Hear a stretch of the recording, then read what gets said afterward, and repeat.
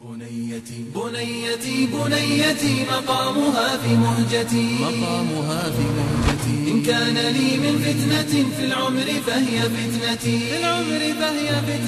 يا فتنة خلابة منحتها محبتي فكلها براءة تقر منها مغلتي بنيتي بنيتي مقامها في مهجتي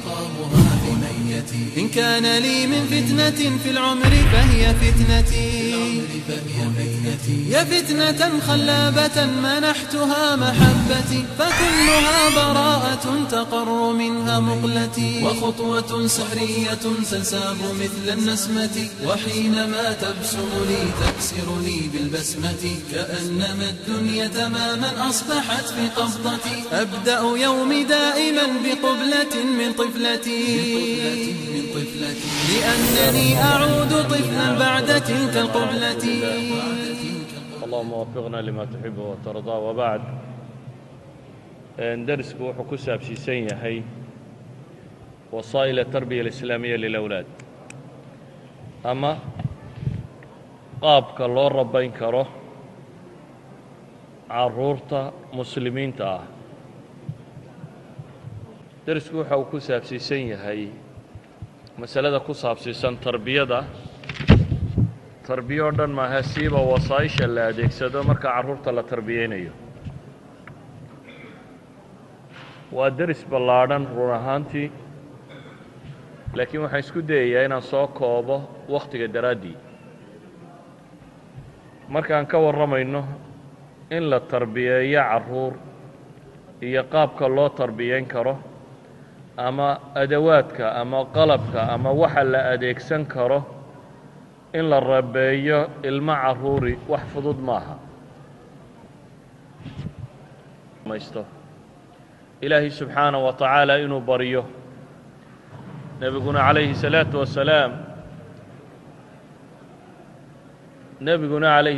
wasalaam waxa uu tilmaamayaa ducada waalidka in la aqbalo. 3 dacwadood ama 3 dacwaat mustajaabaat buu nebigu leeyahay calayhi salaatu wasalaam laa shaka fiihinna. 3 baryo waa la aqbalaa. 3da baryo ee la aqbalo wuxuu nebigu ku tilmaamayaa calayhi salaatu wasalaam inuu ka mid yahay baryada waalidku. waalidku hadduu ilaahay ilmaha u baryo oo khayr ugu baryana waa la aqbalaa. hadduu ilmaha ilaahay u baryo oo shar ugu baryana waa la aqbalaa. walidaalik nebigu calayhi salaatu wasalaam wuxuu tilmaamayaa islaan u timi inankii ay dhashay oo caabida oo ka baxay meelihii dadku degganaayeen oo meel gaara sawmaco gaara samaystay cibaado daraaddeed oo isagoo salaad ku jira ay u timi oo ay ku tidhi yaa jurayj hebelow ay ku tidhi oo yidhi ilaahow salaaddii iyaba iskhilaafay iyo hooyo dabeetana salaaddii iska watay oo ay mar labaad ku tidhi oo ay mar saddexaad ku tidhi oo markii dambe ay habaarto oo ku tidhi ilaahay waxaan kuu baryey dumarka xunxun wejigooda alla ku tus. xadiidka saan wada naqaano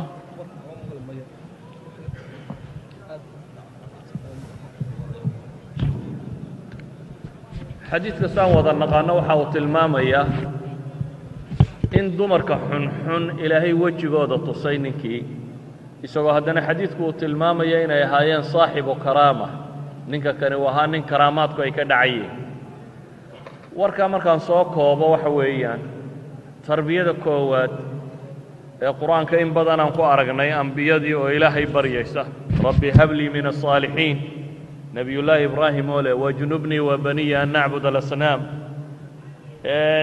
qur-aan badan baa ilaahay inooga warramaya ambiyo badan iyo dad mu'miniina oo ilaahay ka barya in ubad saalixa la siiyo. cagsiguna khatartiisuu leeyahay. soomaaliduna cagsigay u badantay oo in ilmaa la habaaro. hooyadu inay tidhaha balaaya kugu dhacday iyo markuu yaro dhibo meel daran ka dhac iyo imtixaana la kubadi. yacni habaaradaasi waxaan isleeyahay dhibaato badan oo soomaaliya ka taagani waa dumarka habaarkoodii, waa hooyooyinka habaarkoodii. walidaalika awal shay aan idin tilmaamaya waxa weeyaan inaynu ilaahay carruurta u barino in ilaahay suubiyo subxaana wa tacaala u hagaajiyo habaarkana laga ilaaliyo. shayga labaad aan tilmaamaynaa waxa weeyaan min طabiicati اlbashar waxaa ka mida ku dayasho bini aadamku wuu isku daydaa ka yaroo qura maahe xataa qofka weyn ku dayashadaasi waxay keensataa cid kale dhaqankeed ama fikraddeed ama aragtideed inuu qofku ku daydo haddii ay more popular noqoto wax caana ay noqoto ama cidda kale hadday u noqoto role modelkii lagu dayanayey ciddii mudnayd in lagu daydo haddii uu u qaato walidaalika insaanku waxay idhaahdaan intuu caqliga isticmaalo mararka qaarkood waxaa ka badan inta uu ku dayashada iska isticmaalo waxaa laga yaabaa dhallinyaro dhaforrada xirxiiratay inaad aragto ama timaa raameeye ama caynkan cid ku tidhi raamayse ma jirto cid ku tidhi timaa xirxiira ma jirto cid ku tidhi surwaalka daloosho ma jiro laakiin role model cid uu u arkay oo markaasi stars loogu sheegay xiddigo xiddig muusiga cayaara ama xiddig kubadda dheela ama xiddig wax kala dheela dad xiddiga loogu tilmaamay muuqaalkood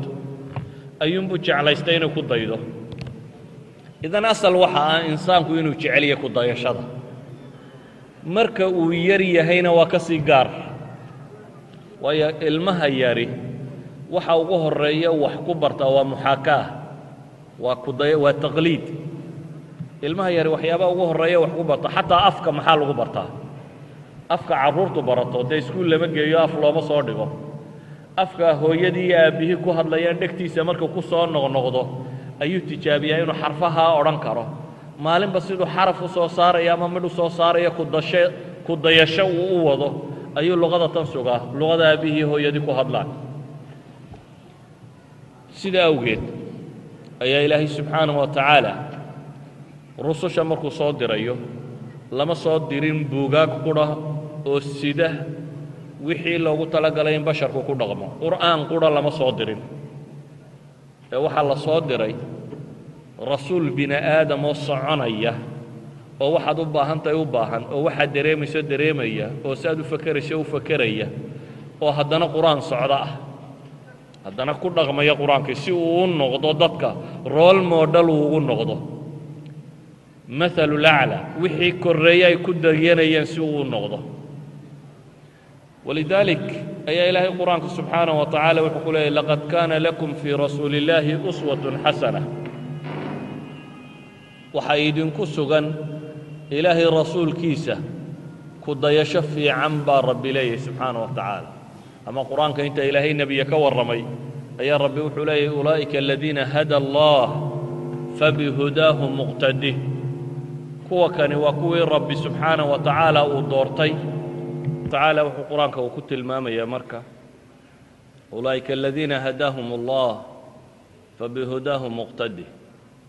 انت النبي لك والرمي بها إلهي لي كواسي وكوي الله الدورتي وهنونيي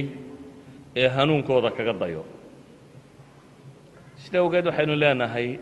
أدي أنو ربنا المفي عنين أنو التربية إنو وحلوبا هنيي كو قوري وينو في عناده oo ah hooyadii iyo aabbuhu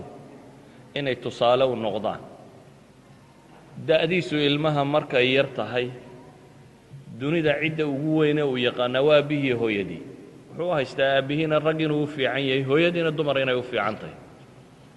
laakiin kullamaa da'diisu ay soo korto markuu isagu kor u soo koroba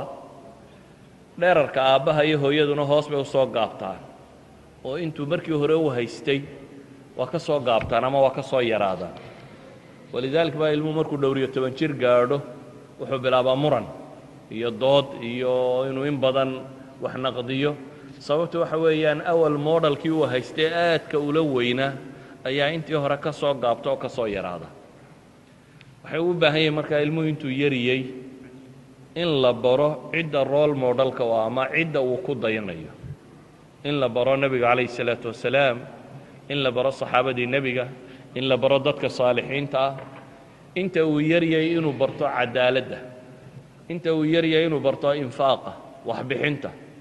inta uu yaryay inuu barto runsheega inta uu yaryahay inuu barto akhlaaqiyaadka dadka muslimiinta ay u baahan yihiin inuu ku dhaqmaan oo dhan haddii guriga oo cadaaladda ku barto dhaqanka soomaalidu guriga naxariista inuu bartaabay jecel yihiine ma jecla inuu cadaaladda barto. maalan tusaalaan idin siinaya guriga dhaqanka soomaaliga ilmaha ugu yari waa loo naxariistaa, markaasaa waalidku wuxuu ku ilzaamiyaa, wuxuu ku qasbaa kuwa waaweyn oo dhamm inay u naxariistaan. laakiin cadaaladdaa lunta. ilmaha yari markuu ogaado wax kasta uu qabsado in la siinayo, wax kasta uu ka weyn ku qabsado uu kaa yarya sii baa la yidhaahdaa. cadaaladna maaha. waxaa cadaaladdahay waxa weeyaan qofku wixiisa inuu yeesho. haddii wixii uu aanu lahayn uu ku haysto in la yidhahdo warkaagii maahay uga tag. maalin buu ooyi, mar buu ooyi, mushkilad maaha.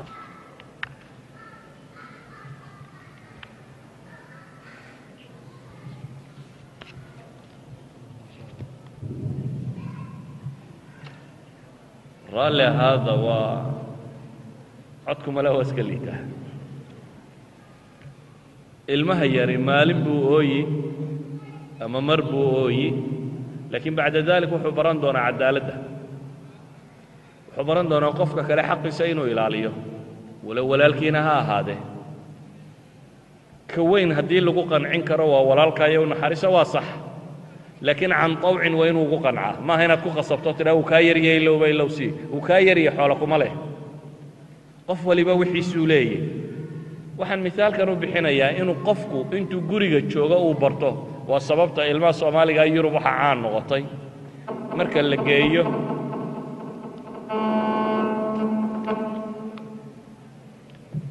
la geeyo ilmaha soomaaliga kindergartenka ama meelaha kan carruurta lagu hayo, dadka kale ee carruuraha kale buu wuxoodoo dhan ku wada qabsadaa. waayo waa nin ku soo tababartay guri ah wuxuu qabsadaba in loo sii daayo oo la yidhahdo uu yarya ha la siiyo. hadhow baa loo taag waaya kindergartenka markuu imaado isagoo kiisa haysto ka kale buugga ka qaadayo qalin ka qaadayo markaasaa laga soo ashtakoodaa la yidhahdaa ma oggola. carruurtii kale waxoodii oo dhan buu qaadanaya, u sheega inuu kuwa kale waxooda u daayo. sababtu waa tarbiyadaad soo siisay. gurigaa waxaad ku bartay qof kasta oo guriga jooga wuxuu ku qabsaday in loo sii daayo, maadaama uu yaryay in loo sii daayo. waxaan uga jeedaa markaa masalada tan, ilmuhu intuu yaryay ayuu formationkiisa, abuurkiisa ama qaabayntiisu ay socotaa. intuu yaryay waxaa roon inaad wax kasta intuu yaryay bari kartid. walidaalika waxaan ku gebagabaynayaa qodobka koowaad, waxaynu u baahannay inuu qudwa helo ilmuhu, ku dayasho fiican inuu helo, oo ah aabbaha iyo hooyada guriga jooga inay manhaj ay ku tababarteen ama qaab ay ku tala galeen inay wax u tarbiyeeyaan inay leeyihiin oo ilmahan yar lagu kariyo. masalada labaad ee aan ka warramayna waxa weeyaane culammadu sheegaan waa wasaa'il derisku. wasiilada labaad ee ugu fiican ee ilmaha wax lagu baro waxaa ka mida bay idhaahdaan التربية بالقصة. إنسانku sidiisuu u sheeko jecel yahay. qofka bini aadamkaahi sheekada wuu jecel yahay. ilmuhuna wuu ka sii jacayl badan yahay. duruqda ugu fiican ee ilmaha loo tababaro waxaa ka mida bay idhahdaan in loo sheekayo. horta sideedaba qisadu ama sheekadu raad bay qofka bini aadamkaa ku leedahay. walidaalika waa qofka raba xujadiisa inuu sugo inta badan taariikhdu dib ugu noqdaa, sheeku keenaa ama maahmaah buu keenaa. maahmaahdu waa maxay? waa sheeko dhan oo sentenis lagu soo koobay, qiso dhacday oo tiro badan oo halku dheg loo sameeyey, dabeetana waa sheeko dhan oo hal jumlo ama hal sentenis lagu soo koobay. waa maahmaaha. qofku markuu maahmaahaya markaa wuxuu rabaa inuu qiso dhan kuu sheego oo dhacdo ama tan uu ka hadlayo u eg ama wax uu kaa waaninayo u eg. meel ka dhowaan tilmaamo qur-aanka in kuna aayadood ka badan baan rajaynayaaba qiso ah. qur-aanka in badan oo ka mid ah ayaa sheeko ah. qisaskii ambiyada, umamkii la rogay qisaskoodii, dad kaloo badan qisooyinkoodii. waxaasoo qisaa ilaahay wuxuu inoogaga warramaya subxaana wa tacaala inaynu wax ku qaadano. bale nebigaa la amray oo ilahay leeyay faqsus ilqasasa lacallahum yatafakkaruun. dadka sheekada uga warran, qisaska u sheeg, waxay mudan yihiin inay fakeraan. ilmuhu markaa intuu yaryay adabka fiican, akhlaaqda fiican, dhaqanka fiican, dadka wanaagsan in looga sheekeeyo waa wasiila tarbawiya. soomaalida dhaqankeeda markaan dib ugu noqonno masaladan way taqaanay. laakiin waxay ku salaysnayd hadafka tarbawiga ay leeyihiin dhaqanka soomaaliga waa dhaqan reer miyi reer miyiga xooluhu markuu soo xaroodo ee la soo xareeyo markaaba hadhuubka lalama hoos galo ee xoolaha waa la xareeyaa waa nastaan waa degaan gala xidigaaba loo egaa xidig heblaaya markay dhacday unbaa hadhuubka lala hoos galaa carruurtii maanta oo dhan xoolaha raacaysay haddii ay sugto oo la yidhahdo ha sugaan caanaha inta la lisaya way luloodaan waxaa caado ah markaa dadka waaweyn inuu carruurta u sheekeeyo islaamaha waaweyn iyo kuwaas inay carruurta sheeko u bilaabaan sheekaa looga sheekeeyaa sheeko soomaaliga carruurta loo sheegaa wuxuu u badnaa sheekooyin ku saabsiisan libaax iyo yacni dhiirani sheekooyin ku saabsan waayo ninka reer miyiga ah tarbiyada laga rabay waxay qof adag oo dhiiran oo wax iska dhicin kara inuu noqdo haraad u adkaysta geel raaci kara libaax ka dhicin kara waraabo dhicin kara marka qisaska soomaaliga nooca ku saabsan waa wada waraabe iyo libaax iyo dawaco iyo bahal bay ka warramayaan laakiin wuxuu waafaqsan yahay manhajkii fikrigooda ahaa ama ilmahay rabeen noocuu noqonayay buu waafaqsan yahay waxaynu u baahannahay ilmuhu inuu sheeko helo waa laga maarmaan laakiin qisadu waa inay noqotaa qiso haadifa oo macno samaynaysa oo musulka ama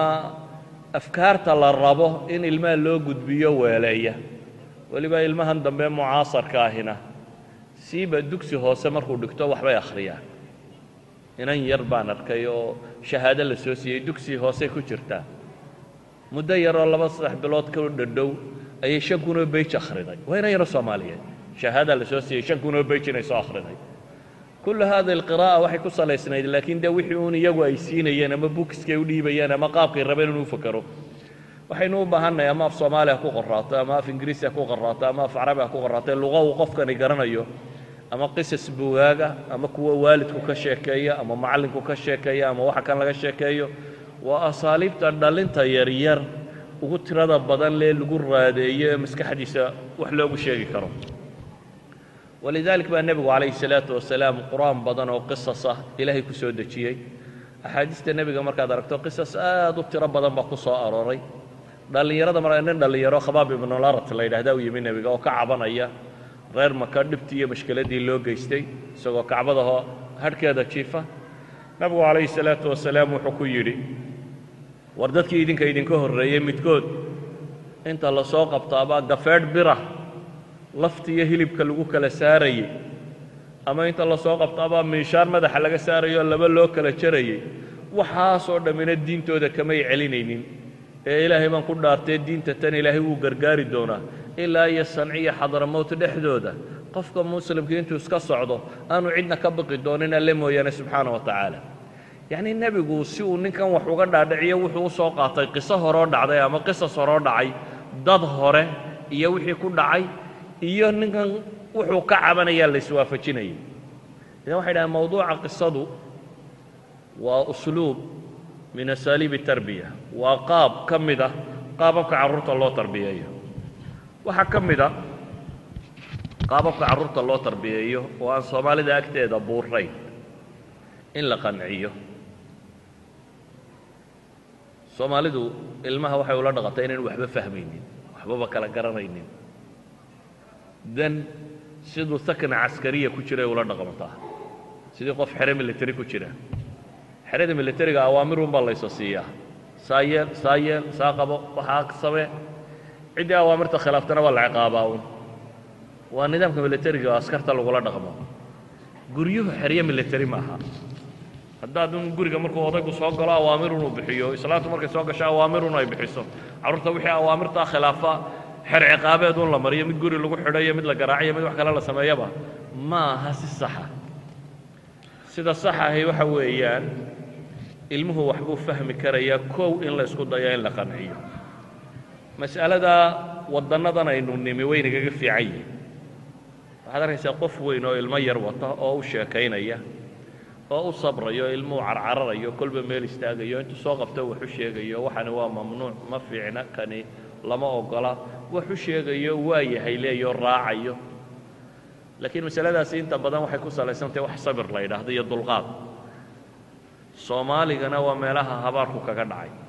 ninka soomaaliga la yidhaahdo inuu dul qaato ama wax u sabraa waa meelaha haddaynu sabrayno dee maynan rogneenba gurigaynu ka nimi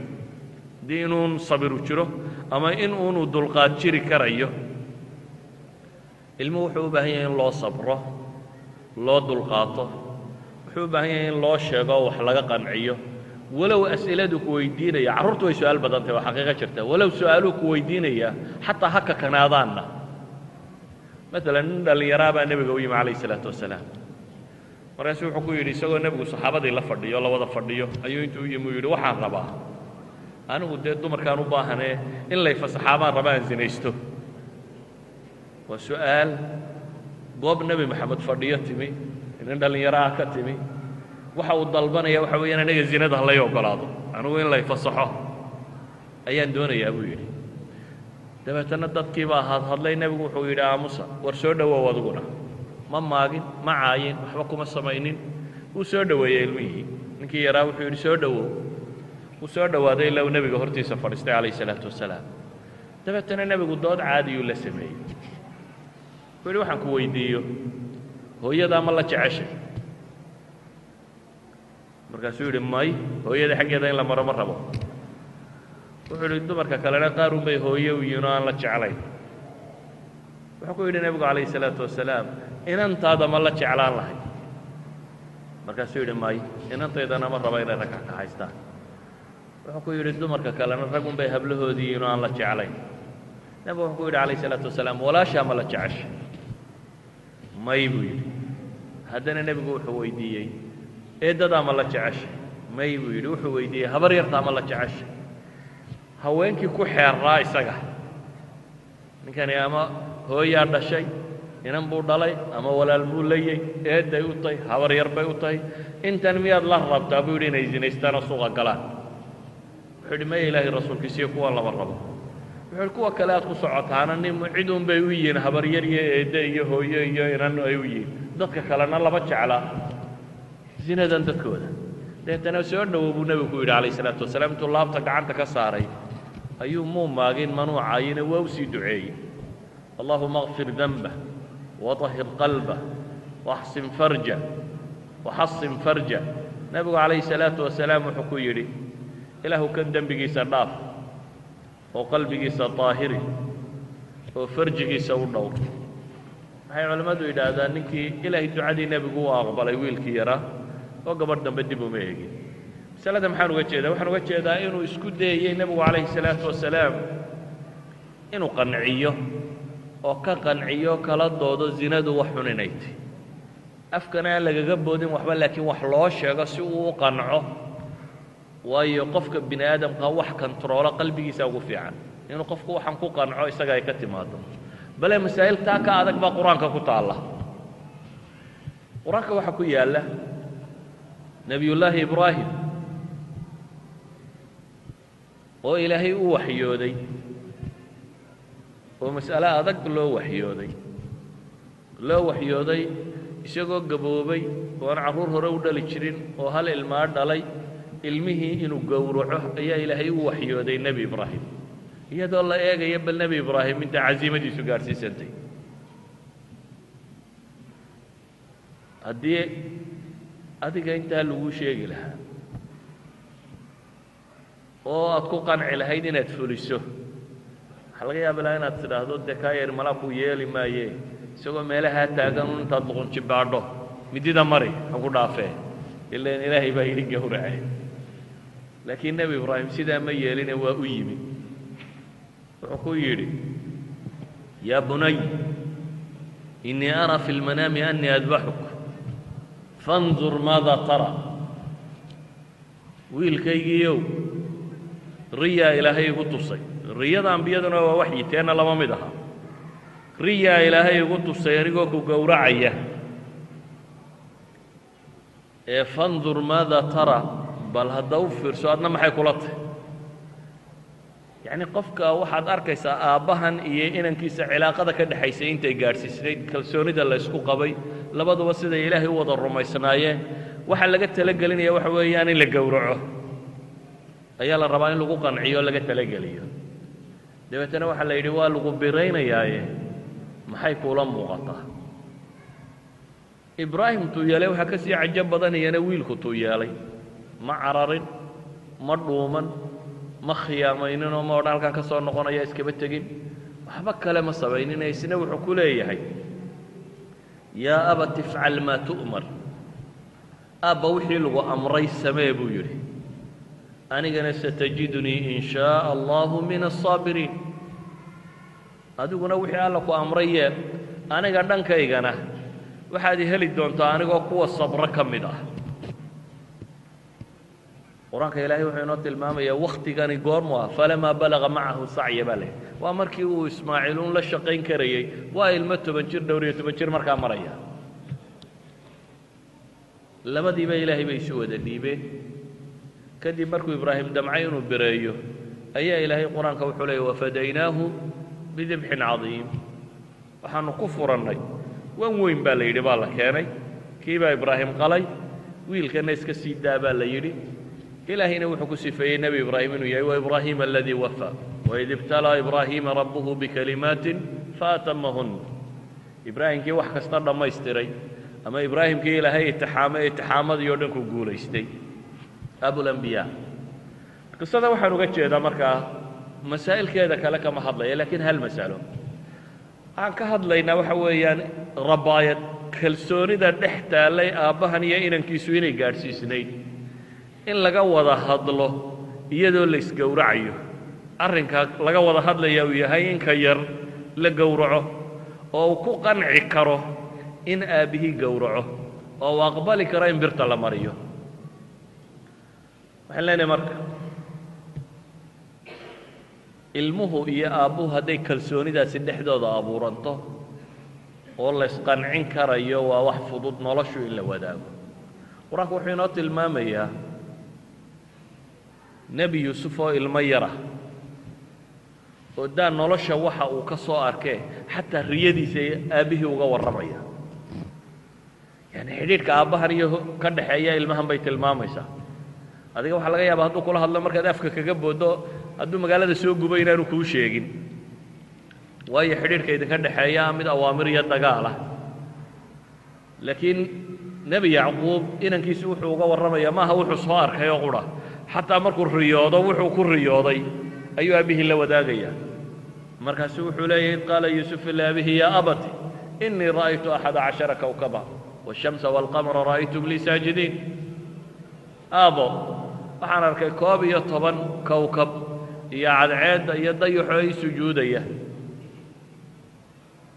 aabihiina waa u fasiro waa u tilmaamo wuxuu ku yidhi yaa bunay laa taqsus ru'yaaka calىa ikhwatik fayakiidu laka kayda ina الshayطaana lilinsaani caduw mubiin aabo riyadaada walaaladaa ha u sheegi kale waxaa laga yaabaa inay ku dhakraan oo waayo waa sababeeye wuxuu ku yidhi ina الshayطaana lilinsaani caduw mubiin shaydaan inuu idin dhex ordabay u badan tahay shaydaankuna dadka col buu yihi qur-aanku wuxuu inooga warramayaa nin la yidhaahdo luqmaan alxakiim luqmaan ilaahi subxaana wa tacaala qur-aanka wuxuu ku sheegay inuu xikmad siiyey dabeetana hal qiso oo qura laynooga soo sheegay that means hadihi alqisa waa min alxikma la siiyey bay ka mid tahay qisaduna waa isaga iyo inankiisii war dhex maray waid qaala luqmaanu libnih wa huwa yacidu ya bunaya laa tushrik biاllah waxaa dadka uga warrantaabaa ilaahay leeyay luqmaan markuu inankiisii ku yidhi isagoo waaninaya ilmahaygiiyow ilaahay haw shirig yeeli shirkigu waa ilaahay cibaadada cid kale ha la wadaajin mahadnaqa rabbi subxaana wa tacaala cidna ha ku lamaanayni su-aashu waxaa laga yaabaa waayo inay timaado wuxuu u sheegay daliilka wuxuu leeyahay ina shirka la dulmun cadiim shirkigu gaalnimada ama la wadaajintaasi waa dulmi weyn qofka bini aadamkii dulmigu inuu xun yahay wuu yaqaanaa haddii cidi maanta wax ku siiso oo ku soo koriso oo xoole kaa dhargiso miyay fiican tahay xoolihii qofkaasi uu ku siiyey inaad isaga kula dagaalanto may caqliga caadigaa baa diidaya waa dulmi qof isagii wax ku taraya wax ku siinaya oo wixii uu ku siinayay maxay aad kula diriraysaa macquul maaha ka warran rabbiga ku abuuray ee caafimaadku siiyey ee nololku siiyey ee kownkan ku keenay ee hawadan dhulkan waxaanaad cunayso o dhan isagu leh haddana inaad cibaadada cid la wadaajisaa miyaanay dulmi akbar ahayn waa dulmi weyn ilaahay siyaa kuu nimceeyey halkaad isaga waxda uga mahadniqi lahayd keligii aad caabudi lahayd mid aan waxba ku siinin inaad caabuddo ama u mahad celiso rabbina aad dafirtaa waa dulmi luqmaan alxakiim inankiisii markuu la hadlayay wuxuu ku yidhi ilaahay ha u shiriik yeelin wuxuu se u sheegay sababtu waxay tahay oo wuxuu leeyahy ina shirka la dulmun cadiim luqmaan qiso dheer buu markaa uga warramayaa ilmihiisa mid kasta wuu sababaynaya masale kasta uu uga warramo wuu u sababaynaya waxay leenahay marka iqnaacu iyo isqancintu waa aslun min usuuli tarbiya bay dhahay ama wasiila min wasaa'il tarbiya usluub min asaaliib tarbiya ariiq min turuq tarbiya waa waddo ka mida waddooyinka wax lagu rabeeyo oo u baahan innaga iyo dhasheennu inaynu isfahmi karno wada hadli karno isdhegaysan karno isqancin karno wax isu sheegi karno markaasaa waxaa yimaada usluubka wacdiga ah waana usluubka qura soomaalidu taqaana inuu odaygu waaniyo ama naseexa inanka u sheego ama saa iyo saas ma fiicno saasaa fiicanoo saasaa naseexadaa waynu naqaanaa iyadoo mar iyadoo kuusan inanka loo sheegayo طabcan naseexadu waa ka mid yaa ayuha الnaasu qad jaaءakum mawcidaة min rabbikum washifaaء lima fi الsuduur ama qisadaynu iminka akhrinaynaba waid qaala luqmaanu libni wa huwa yacidu baa ilaahay yidhi waanadu waa ka mid oo nebigu calayh الsalaaةu wasalaam dadka waa waanin jiray cirbaad ibnu saariya xadiidkiisii waa kii lahaa nebiga calayh الsalaaةu wasalaam baa nawaaniyey waano ay ishu oyday oo qalbigu gilgilmay markaasaanu idhi ilaahay rasuulkiisiiyo tani waxay u egtahay waano qof naga tegaya ee maxaad nooga tegaysaa markaasuu nebigu yidhi ilaahay inaa aطeecdaan uusiikum bitaqwa اllahi wasamci waطaaca waxaan idinka tegayaa rabbi cabsidii iyo kala dambayn iyo ismaqal umamku hadday kala dambayn iyo ismaqal waayaan waa ummad halaagsamaysa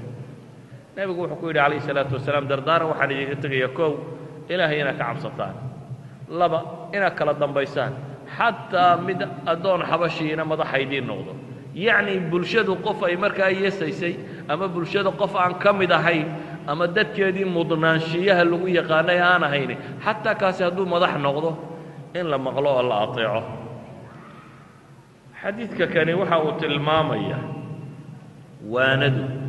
qof weynna waa la waaniyaa qof yarna waa la waaniyaa qof walba waxbaa loo sheegaa waalidku inuu ku dadaalo inuu ilmaha waaniyo oo waxu sheego asaaliibta tarbawiga ah ee la tilmaamo waxaa ka mid ah tarbiyadu macrifo maaha yacnii masaa'ilka cilmiga ah mar baa la sheegaa waa wuxuun macrifa loogu talagalo lilmacluuma qofku inuu garto laakiin tarbiyadu maaha taasiye waa wax la rabo inuu qofku ku dhaqmo maadaama ay ku dhaqan tahay waxay u baahan tahay waxa wanaagsan aad qofka la rabto oo dhammi inay xad gaadho inay culture noqon karto inay caado noqon karto inay dhaqan noqon karto in wuxuu dhaqan noqdaa wuxuu u baahan yahay in wakhti la siiyo in wakhti la siiyaana waxay u baahan tahay inuu waxa kani si istimraariya continuous si isdaba jooga in loogu sheego ilaa qofku intuu ka tababaranayo masaladaana dadkaan sabirka badnayni ma awoodaan soomaaliduna dadka sabirka yar bay ku jirtaan yacni maalan ilaahay qur-aanka salaad buu inagu waajibiyey qofka muslimkii inuu tukado waxaana la waajibiyey inaad dembaabayso haddaad tukan weydo rag iyo dumarba markaad qaan gaadho laakiin laynama odhan markaa qaan gaadhaan salaada bilaaba markaasaad dembaabaysaaye waayo wakhtigaasi waa critical point buu joogaa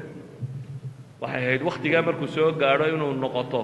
wakhti uu salaaddu caadooyinkiisa ay ku biirtay waanu culays soo arkaynin aqoonteedii uu sugay waanay waxbarasho badan uga baahnayn ay noloshiisa baart ka mida qayb ka mida noloshiisa ay tahay sida awgeed ba waxaa la yidhi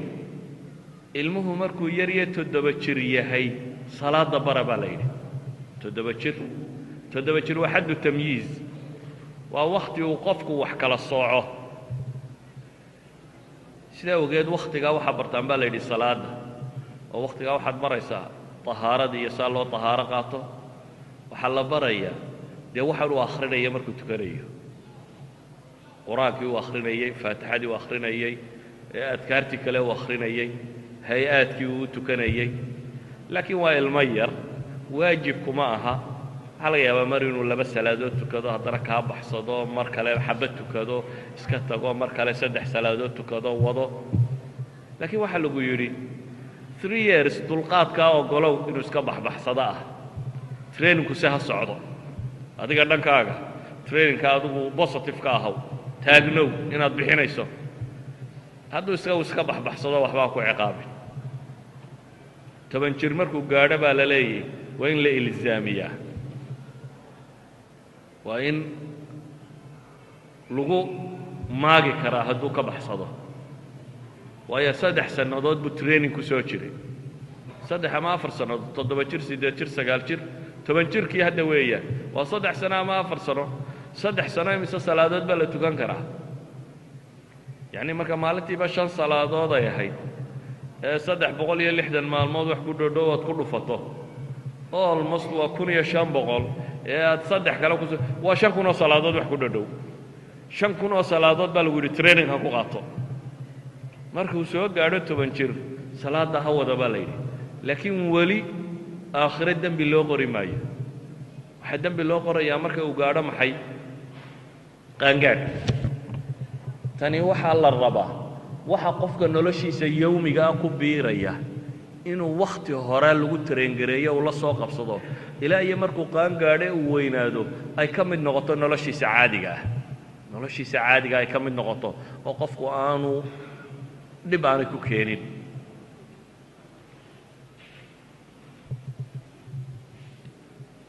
haddii markaa ilmaha aan waxyaabaha dhaqanka islaamigaa caado looga soo dhigin hadhow way adagtay in lagu karo markuu yar yahay in la baro cunnada in bisinka loo qabto maanta wuu ilaabi berri wuu u qaban saa dambe wuu ilaabi laakiin muddaad ku wadi waxaad baraysaa inuu gacanta midig wax ku cuno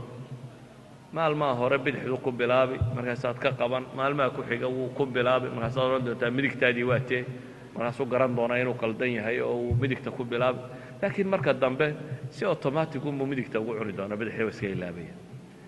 noloshoo dhammi waa caynka kan yacni tusaale fudud oo dadku garan karaan inta badan carruurtu markay yaryarta aynu dhulkan ku hayno guriga si aanay inooga uskagaynin bambaris baynu u xidhnaa xafaayad socankaa maaha waayo waa ilmo yaroo wax badan fahmi maayo xafaayaddaa lacagtaa mudduu ku xaaraa soo socda 2 jir 2 iyo badh meelaha markuu soo gaadho waxaynu rabnaa inaynu xafaayadda ka furro dee ilaan lacag lagu wadi maaye uu barto musqusha in lagu soo kaajo gaba baydhmaan yar baa lala soo sacaraa fadhiiso kaadi markaasuu mar kaajaa mar ooyaa yidhahdaa kaadi ima hayso waa la qasbaa waa la wadaa waayo waxaan la rabin inuu guriga ku kaajo hadhow waxaad bilowdaa inaad wakhtiga u kala yaro durkiso 2 saacadood 3 saacadood 4 saacadood saasaa loo soo wadaa aakhirka waxay gaadhaa in baydhmaanka laga daayo waryaa markay kaadi ku hayso sheegay ha ku kaajin gurigee waa carruur ma garto markay kaadidu soo hayso inuu kaadi tago ee markay ka soo daadanayso qayliyaa yidhahda kaada haysa markaasaa la yidhaha la gaadha baydhmaanka maalina gurigu ku dhex kaajaa marna waa lagala gaadhaa waa la soo wadaa wakhtigu marka dambe gaadhaa uu qofkaasi musqusha la qabsado waxa ka dhaadhacda gurigu meel lagu kaajo inaanu ahayna musqusha inay tahay meesha lagu kaaja waxaa ka dhaadhacda kaadidu marka ugu dambaysa ee ay kaa daadanaysa inaan la kaajine marka hore hadday ku soo qabato in la tago musqusha oo la soo kaajo idan training baad siisay ilaa iyo aad ku qanacday inuu qofka kani isdaberi karo oo kaaji karo markaasaad faraha ka qaaday nolosha gebigeeduba waa caynka markaa nolosha gebigeeduba waa caynka taa macnaheedu waxa weeyaan in qof la traingareeyo wax la tababaro oo cilmi loo sheego oo waxbarasho nololeed loo sheegaa waxay u baahan tahay in wakhti la siiyo waxay u baahan tahay wakhtigaa in loo dulqaato waxay u baahan tahay wakhtigaasi si joogtaa in wax loo siiyo waxay u baahan tahay ilaa iyo intuu qanaacada ah ka gaadhayo inaad isleedahay wixii wuu qaatay oo wuu ku tababartay in la daba taagnaado marka qadiyada tarbiyada la yidhaahdo gebigeeduba tacliinta caadigaa waxay kaga gedisantahay tacliinta mar baa la sheegaa waa la iska tagaa waxay kaga gedisantahay istimraariya muddaa la wadaa ilaa iyo qofku waxa kan uu kala qabsanayo waxaan leenahay noloshoo dhamme marka noloshoo dhamme caynkaasay u baahantay ilmuhu intuu yarya waxaynu barraa markuu soo tooso inaanu cunnada ku bilaabin ee musqusha inuu ku cadaydo baxo maalmaa hore uu iska yimaada marmar buu canjeelada qaataa markaas war ma soo cadayatay mar kasta hooyadii imtixaanka waa la taagantay orod soo cadayo orod waxaan soo samee marka dambe isagaa barta markuu indhaha soo kala qaado inuu qabto musqusha uu cadayga ka bilaabo dabeetana intuu cadaydo soo farxasho kadib uu soo baxo dee noloshii gebigeeduba waa sida tan marka haddaad rabto inaad ilmo koriso wax kastoo aad rabto inaad ku korisaa waa inaad aqbashaa time inaad siiso uu kula qabsado waxaasi uu noqdo inuu si caadiya u bartay dabeetana uu si caadiya ugu dhaqmi karo marka waxay yidhaahdaan التعويد in qofka waxa caado looga dhigaa waa wasiilo ka mida wasaa'isha tarbiyada waxa ka mida wasaa'isha tarbawiga ee loo baahan yahay in ilmaha lagu taraygareeyo wasiila targhiib wa tarhiib in qofka waxna la necbaysiiyo waxna la jeclaysiiyo waxa xun iyo xumaantooda iyo dhibta ay leeyihiin iyo mashaakilka keenaan in la baro looga sheekeeyo waxa wanaagsan iyo wanaagiisa in la baro ilaa uu ka jeclaanayo wanaagu ula muuqanayo wanaagu ula muuqanayo turuqda badan ee loo maro inaad markuu wax fiican siiyo aad tashjiiciso eray ku tashjiici yani inaad dhiiri geliso encouragement ama eray fiican ku dheh ama hadiyad u iibi ama wax ku sii cagsiga markuu wax xun sameeyo in la ciqaabo ciqaabtu budh maaha siyaabo badan bay noqon kartaa in laga aamuso in la maago in yani heerar kala dambeeyo tiro badan bay mari kartaa inuu garto qofku waxaan uu sameeyey wax xun inay tahay baa ugu muhiimsan hawaab iyo ciqaabba inuu lagu tirayn garayn karo waxa uu baahan yahay ee ugu weyn waxa ka mid ah asaalibta ugu fiican in la fahmi karo kama maarma bay yidhaahdaan inuu saaxiib yeesho in western society waxay yidhahdaan kama maarmo inuu saaxiibad yeesho inankuna inan hela inantuna inan hesho iyo xagga kale usii wadaan laakiin maya inuu qofku qof kale uu la saaxiibo oo warkiisa u sheegan karo uu nolosha la wadaagi karo oo wax badan uu la joogi karo inuu helaaba muhima sida awgeed baa saaxiibku dee nabigu calayh isalaatu wasalaam wuxuu tilmaamaya almaru calaa diini khaliilihi falyandur axadukum an yukhaalil qofku diinta saaxiibkii yani dhaqanka saaxiibkii buu haystaa diin waa dhaqan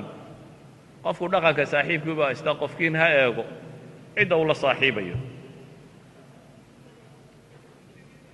aabbaha iyo hooyadu markay teenager ka fakerayaan inay gaadh ka hayaan maaha ee waa inay u yeelaan ciddii lagu aamini lahaa cidduu raaci lahaa cidduu la noolaan lahaa cidduu la sheekaysan lahaa cidduu la joogi lahaa cidduu wax la qaybsan lahaa waxaan ku soo koobaya wasaa'il ama qaab haddii la yidhaahdo qaababa aad u tiro badan bay sheegaan culamaa'i tarbiya waxoo dhammina waxay ku soo koobmayaan hadafkii nolosha laga lahaa in qofkan loo gudbin karo waayo qofkan jinata keli baad dhashay oo uu kuu ekaanaya muuqaalka laakiin sida uu u fakeraya ama uu ku xidhan tahay guriguu joogo iskuulka uu tago miidiyaha uu daawado ama dhegaysto ama akhriyo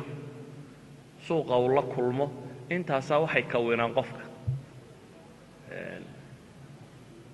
nin dhallinyarada jaamacaddaabaa wuxuu igu yidhi niyow markaan eegay buu yidhi da'deennan dambe hardwarekaynu leenahay buu igu yidhi softwareka cid kale softwarekood baa ku jira yani qoladan kombyuutarada ka shaqaysa waxay sheegaan hardware inoo bahalka physically wuxuu ka samaysan yahay iyo programka ka shaqaysiiya wuxuu leeyahay yeerarkan inagu hardwarekaynu dhallay une software baa lagu shubay kaloo ka shaqaysiinaya buu leeyahy oo wixii aynu la rabnay waxaan ahayn shaqadiisa ku wada su-aashu markaa wasaa'ilkan aan ka warramaya waxa weeyaan how to install saynu ugu install garayn karnaa softwarekeenna innagu haddaba haddaynu hardwareka leenahay softwarekeennii saynu ugu install garayn karnaa si uu brograammadeenna ugu shaqeeyo waxaynu nolosha ka doonaynay iyo sidaynu u arkaynay iyo aakhiro waxaynu ka arkaynay iyo nolosha adduun waxaynu ka arkaynay si uu ugu qanco oo ugu shaqeeyo sidee loogu install garaynayaa waxaynu u baahannahay ayi means kasta oo la raaci karo in la raaco waxaan kusoo koobayaa marka waxani waa wax dadaal iyo juhdi iyo waqti iyo xoog iyo xoolo iyo fikradba u baahan inay bulshadu isku darsato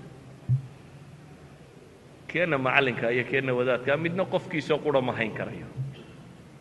qofkana meel gaara kuma xabsii karaysid